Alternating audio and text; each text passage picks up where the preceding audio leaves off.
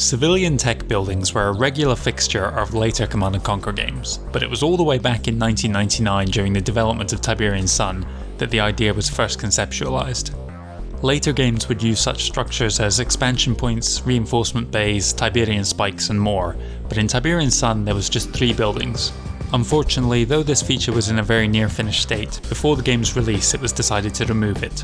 Thankfully, with a minimum of effort, we can restore this functionality to the buildings. All 3 exist in the game, though they appear merely as mission objectives in the single player campaigns, though with one exception. The Civilian Hospital is a building that appears as far back as Tiberian Dawn, though its first actual use is around the midpoint in the Nod campaign.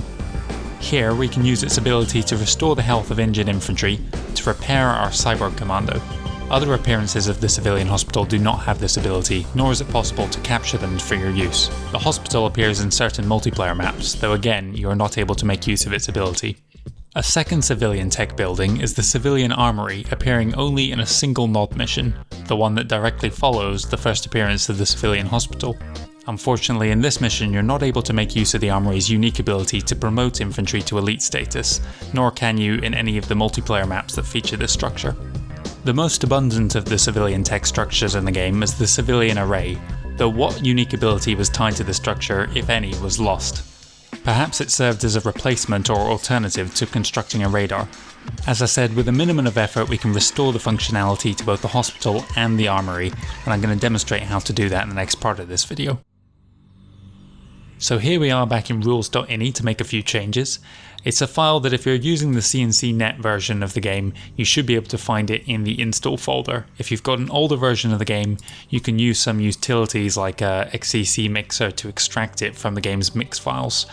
And all we need to do is add a single line of dialogue here to these 2 sections. So we've got the Civilian Hospital and the Civilian Armory here, and thankfully, or helpfully, the file even gives us some instructions on how the structures can be used. So the ammo counter down here, and same above, specifies the number of times that you can use a hospital to heal or an armory to promote. So 5 is a fine figure for this demonstration, and really all I need to do is add just a single line of dialogue. Capturable equals true, and the same above here. I will save this. One word of note, the armory here, I tried and experimented with it. If you make it capturable, even in the campaign mission it appears in, you cannot capture that structure, and it may well be true of the hospital as well.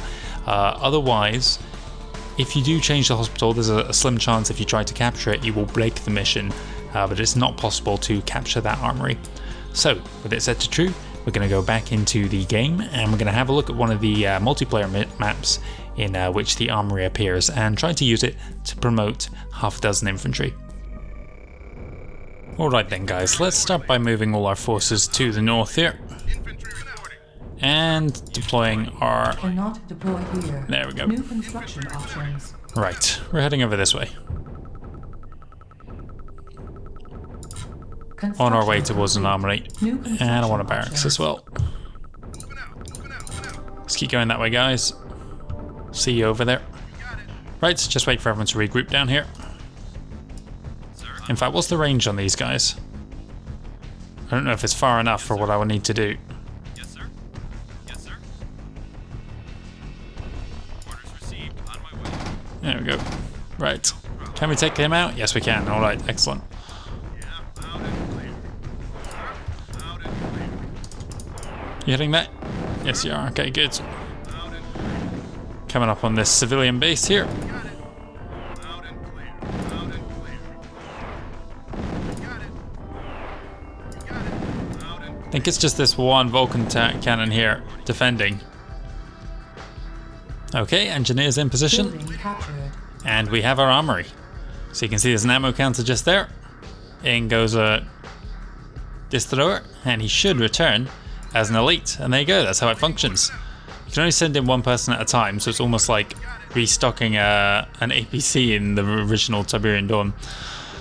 It's a little bit of a time-consuming process, and with only 5 uses, honestly, is it worth it? Unless you're making like a commando, an elite, it's really difficult to kind of justify the cost and the time of getting the engineer trained and up here and everything. But yeah, it could be used to devastating consequences if you make like a cyborg commando or a ghost stalker elite status. Anyway, A little bit of a shorter video here, but I thought it was a cool little piece of functionality that is pretty much in a finished state. So as to why they removed it, I don't know. I mean, you've always got the choice of not doing this.